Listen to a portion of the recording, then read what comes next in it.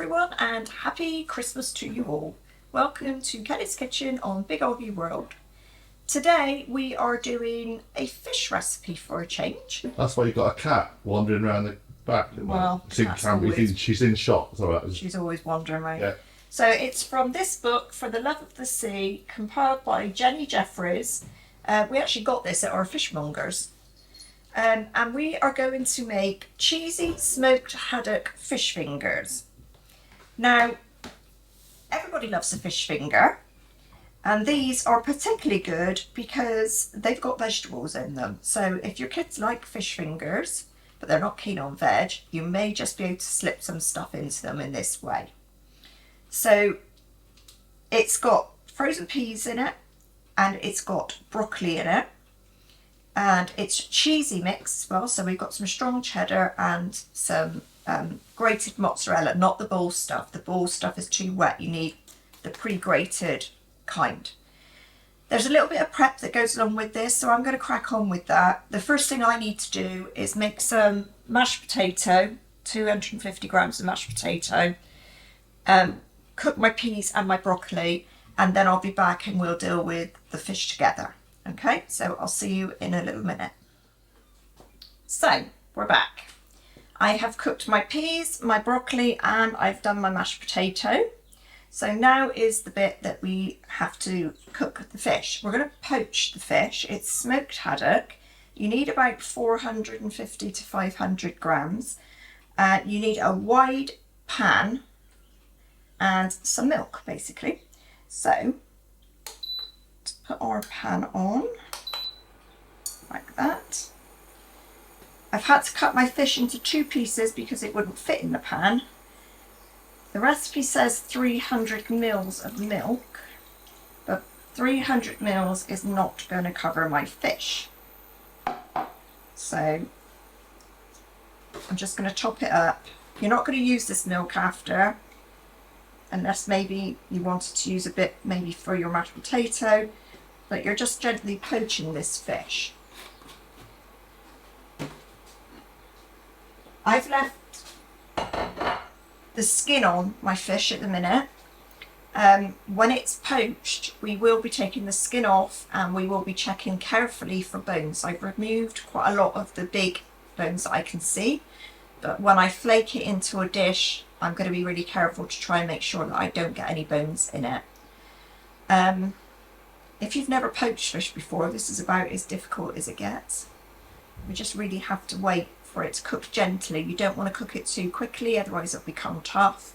So let it do it gently, and you need to bring it to sort of a simmer, not a rolling boil. And when you can get a toothpick into the fish without trouble, that's when you know it's cooked. So we'll be back in a while.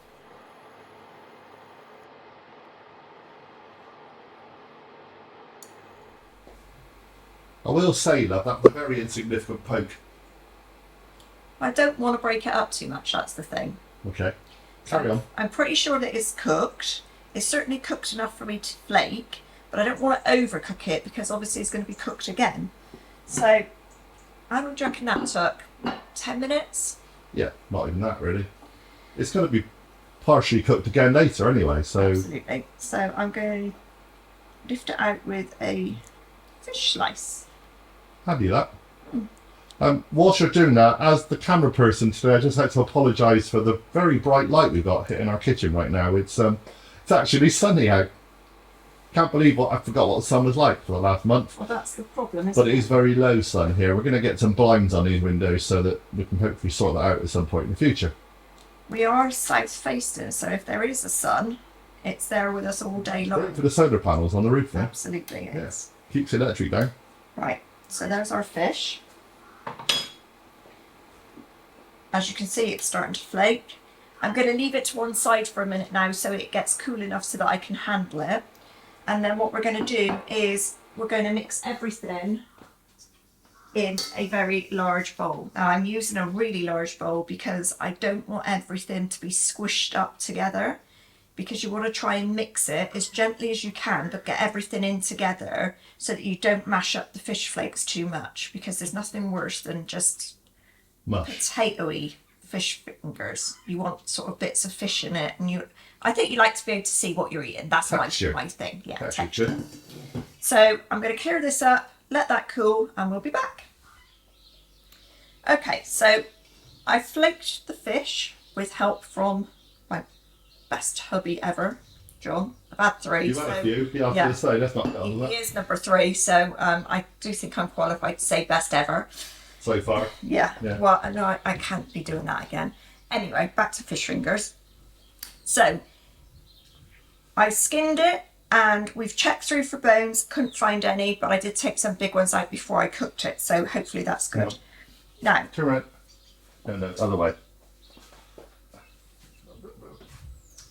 On there, no. Probably wearing black. Sorry about that. Oh, I didn't want to go poking around on your frontal area while you're just saying that I want to flip out. Right, so the next thing is to make the fish fingers. So we are going to add our peas, which have been pre-cooked. I am using petit pois because I don't like garden peas. I was going to say, yeah, you always buy bird's eye petit pois. Yeah, because otherwise I won't eat them, so there's no point buying anything else. And then broccoli, which I cooked for about 10 minutes, so it's still holding its shape. Having said that, I then chopped it up because you don't want big pieces of broccoli in it. So broccoli goes into... That was fresh broccoli, not frozen. Yeah, absolutely fresh. Well, I suppose you could use broccoli florets or whatever, if you've got it in frozen. You're going to need your mashed potatoes. There was a little bit of butter in that, was there not? There is a little bit of butter in mine, but not... Your usual amount of butter. See, I'm a bit of a thing for mashed potato. If I put... Well, I do. When I make mashed potato, the only thing that goes in my mash is butter. I don't add milk, I don't add eggs, none of that business, just butter. But I put a little bit of butter in this, not my usual amount, because obviously it's there to bind things. And then into that again, we are going to put our strong cheddar cheese, grated, in that goes. We just got mature cheddar, not a problem. And then the grated or pre-grated mozzarella, and this one's important. Do not try and use a ball of mozzarella because it's too wet and it will give you completely the wrong texture.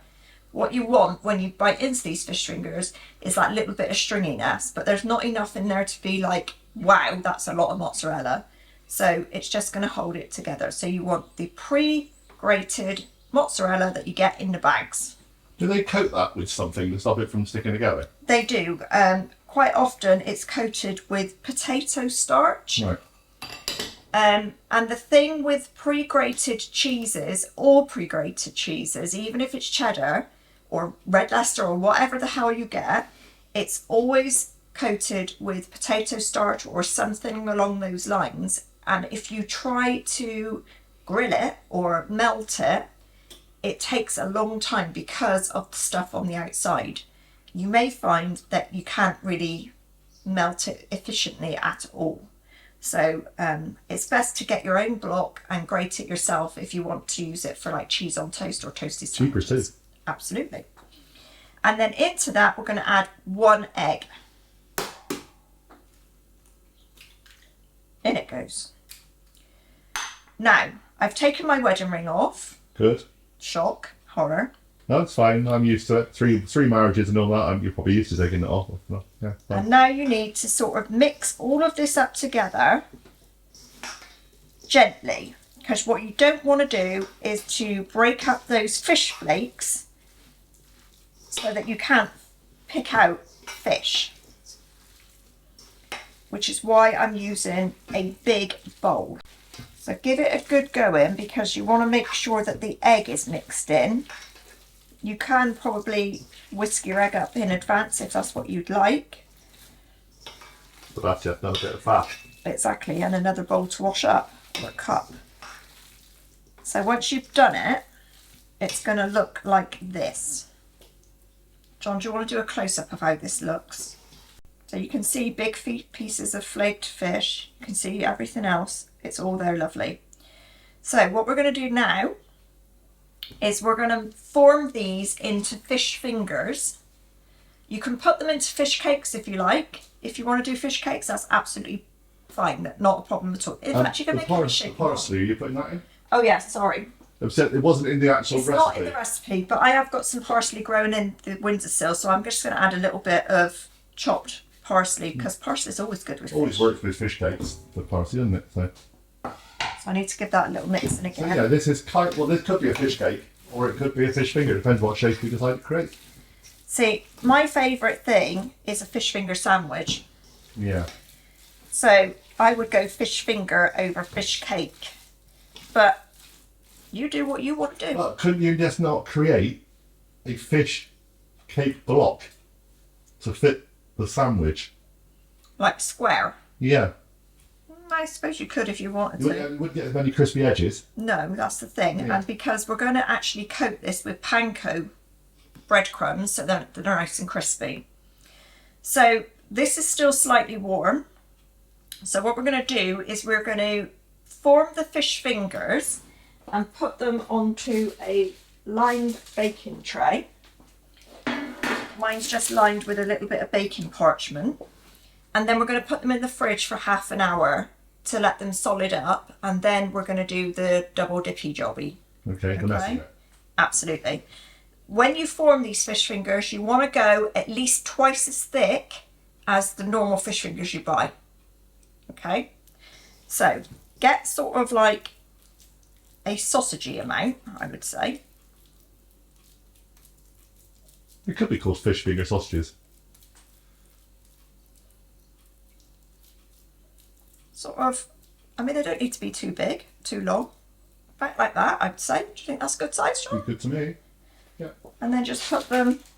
They're a bit like those. You don't get those supposedly large fish fingers. Well, you can get the chunky ones, Chunky can't ones, you? that's the ones.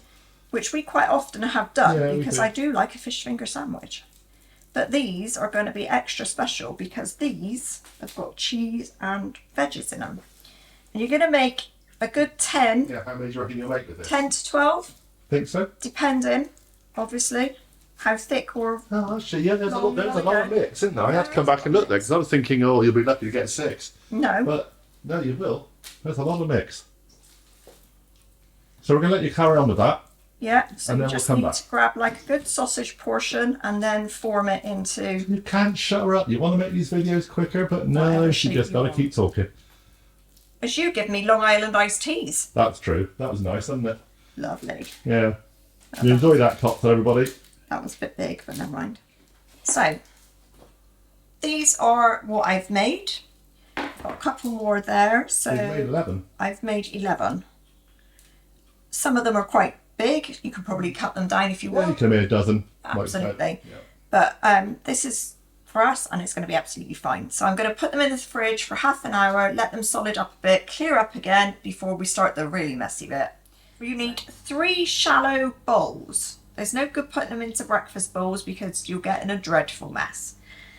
And basically in one you want your panko breadcrumbs, the other one you want 3 eggs beaten, and the last one is about 100 grams of plain flour. This is a dip-in technique. I'm sorry about the oven, but the oven needs to be on. Just checking it was. So, you take your fish finger, whatever size or fish cake you made. You roll it in the flour. So far, so good. Try and get a coat over it. Then it goes into the egg. Roll it in the egg.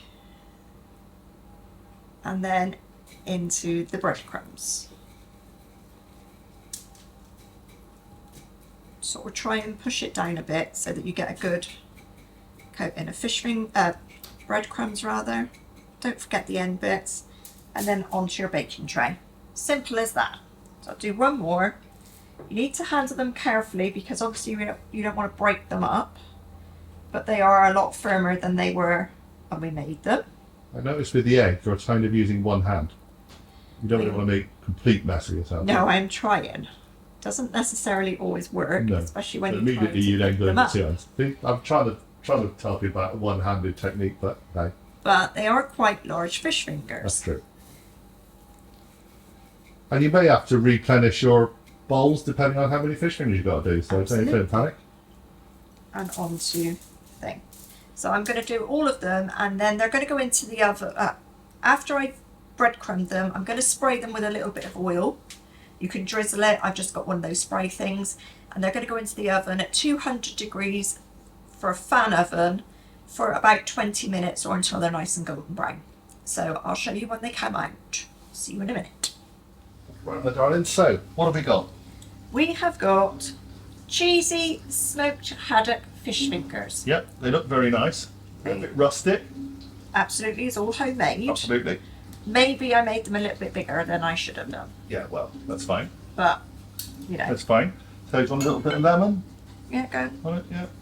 Squeeze the lemon on it like that, like we'd normally. A little bit of that. We've got some tartar sauce that we got from M&S. We will make our own, but that's a lemon tartar sauce, so that might go quite well. I've got a fork. I can try and do it as well. I'm going without. A second, just see if I.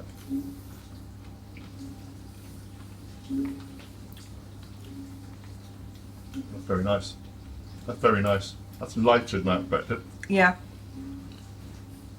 You can really taste the fish, Yeah. which is great because, like, if this was a fish cake, because it's basically a fish cake mix. Well, it is a fish cake mix, but if you had a fish cake, it'd just be a mush of, aren't they? Most fish cakes are pretty much a solid mush of stuff. But this, you can actually Try taste. it with the, I tasted it with the lemon. The lemon's lovely. I like the fact you can see fish, you can see peas, you can see what you're eating. that was hot. Yeah, that's the They problem. keep the heat in a bit up. Yeah. They're really nice. They're very recommended. Mm-hmm.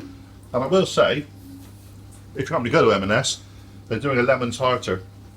That's really Lovely. nice too, isn't it? It's always difficult to find a decent shop bought tartar sauce. Very nice. If your kids like fish fingers and they're a bit iffy on veggies, I reckon you can slide them in with Got a this. chance. Yeah. Yeah. Maybe don't put Absolutely. the parsley in because that'll become too green for them. But yeah, But broccoli and peas, can't go wrong. they're an absolute hit. And I reckon when we were working this out, how much the fish cost, etc. And I'd say they're probably more economical than shop bought fish fingers, purely because they're much bigger, they're more filling. Yeah. Well, we've got enough for.